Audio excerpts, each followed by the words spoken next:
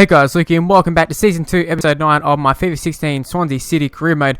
Now, last episode you saw that we ended up in, I think it was 3rd spot by the end of the episode. So we're absolutely flying in the Premier League, and you saw there Sigurdsson, he progressed 1 rating, so that's why we showed that. Now, right here, Johan Andersson, the Swedish player, he wanted to sort of play, but I don't think we can really do that. But Ayozi, he wants to play, and I think we should give him a go. In the games he's played, the few games he's played, he's actually been quite impressive, and he's been playing mostly cam in the the right attacking midfielder in the Europa League game. So you know what, I think it's about time to give him a shot at strike. And taking on your Sheffield Wednesday, we can sort of afford to play a rotated squad against these guys. No disrespect to them, but out of all the sides, these are probably this side's probably one of the better ones to play a rotated squad. The only thing we have to worry about is if they set up quite defensively, which they're just a promoted side, they're not going too well in the Premier League. It is a possibility, but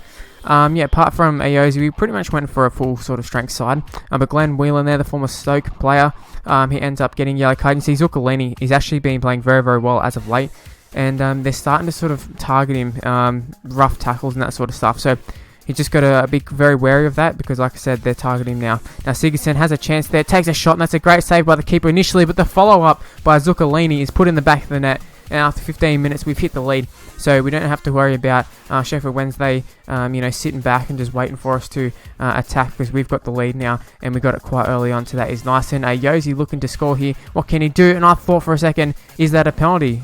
He did get tackled quite hard, and it's not just Zuccolini who's on the receiving end of some hard tackling and that sort of stuff. It seems to be our whole team. And I suppose that's what happens when you're like the underdogs who seem to find yourself way up the ladder. Teams start to target you really, and I'm not going to say they're trying to take you out, but that's just what's sort of happening a little bit. Now, what I didn't mention is Sigurdsson had a shot. Well, it wasn't a shot, it was a header. Pretty much point blank range. He really should have finished that one, and he didn't. And then we also had a header cleared off the line. Now, they were starting to do some little flick shots and just passes and that sort of stuff. And I was actually a little bit insulted. But you see Correa. Oh, no, sorry, it wasn't Correa, I don't think. Actually, maybe it was, I don't know. But he sort of found his way through a little bit. But you can see it just sort of went way more defensive based in the second half, because obviously Sheffield Wednesday weren't really pushing forward that much, as well as we weren't really wanting to push forward that much as well. But you can see that Valdez clears it off the line. Now what happened was they did a cross, which nobody got on the end of, and to the surprise of Valdez, it nearly made its way into the back of the net, but thankfully he did react quick enough to clear it. So it was quite close, because they did the decision review sort of thing, but it was a no goal. So we ended up winning the game 1-0. We only had 4 shots in the whole game, I think it was. So as you can see, it wasn't a very attacking game. You can see we throw on Neil Taylor now. We've thrown on, I think it was Angel Rangel. We can throw on Carl Norton. Like a few of these, centre backs. I think Jordi and Mats also play a little bit of CDM. Just throwing some of those guys on late in the game to just sort of shore up the defence here. But yeah, Rafinha, he moves into an 81 rated just there, as you can see. And also Ayozi just before came and said he was quite happy that we played him. Now, taking on this Lech Poznan side, we are travelling to Norway, so that is a little bit of a shame. It just takes it out of the players really.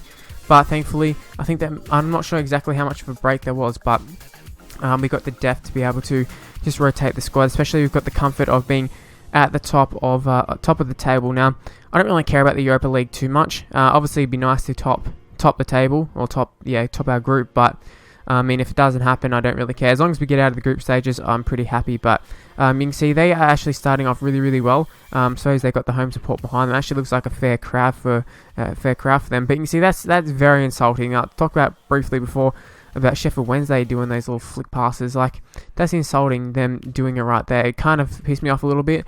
But we're trying to hit back. See, Ayozi played in the last game, starting to get a run of games there, and he wins a free kick, which he will take himself. And Ayozi Perez will take a shot and back of the net. Ayozi scores, puts us 1-0 ahead after 15 minutes there. And what a shot that was! That was actually a really, really nice shot. Now, I don't score free kicks too often. I think I might have scored maybe one with Sigurdsson last season, and that's about it. We do the layoff passes sometimes, but yeah, in terms of actually shooting from the free kick, like the direct free kick, doesn't happen very often.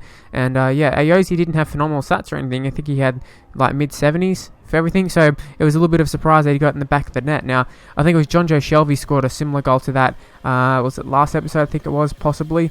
But yeah, Montero couldn't replicate it, as you know he probably shouldn't. He's a winger, not really known for his heading. But they do win a corner right here, and they will head it into the back of the net right in half time. Now that is absolutely devastating in my opinion, just because it all goes back to the Football Manager question. If you can see right in half time in the little press conference, they'll say, "Oh, what was your reaction to being scored on at half time?" And my answer is always, you have to rip up your halftime notes. So I was thinking we're going to go into halftime, escape to halftime with a 1-0 lead, and we're good to go for the second half. We can maybe set up a little bit more defensive. We can try and push on. Got a few different options where now we have to really push on and try and get that second goal. Now, I say that, we don't really have to go for the second goal, and as you can see here, not a lot of chances as of now, but we're still pushing for the win more than what they are. And you see Eda that we brought on late. Well, actually, it wasn't really that late, but he did play a part in a few of these highlights. You can see he plays through Jack Cork after Jack Cork won the ball, and that's a great save by their keeper, 90th minute. I was hoping we could have stole it. And I was a little bit disappointed that we couldn't win this one, but in the end, I think we were the better side. We had more possession, had more shots. So, yeah, I think we're a little bit unfortunate he conceded right at half time, but it doesn't really matter. Like I said at the start of this game, in terms of just getting out of the group, I'll be happy with that. I don't really care about topping the group or anything, but it does look like we've got a great chance of doing so anyways. Now, Ayoze has come to us yet again and said he's really happy being selected so often. Also, I should just point out with the Eda thing, obviously I want to sell him, but I kind of feel in those sort of games, him and Kozak are nice to sort of bring on in those games where we're finding it tough to break down teams, and we can just whip in some balls to them. Eda, a little bit more versatile than Kozak, but nonetheless, both pretty tall. We can sort of act as a bit of a target man. But moving into this last game against Arsenal, we're actually in top spot with a game in hand as well. So, like I said, we're absolutely flying at the moment. So hopefully we can keep that run going. I thought a few episodes ago when we got humbled by Man United, that might have just been a true showing of where we are currently, and it probably was. But since then, we've really gone on with it, and Arsenal will be a great challenging. So they put in a great ball, and that is a fantastic save by Valdez.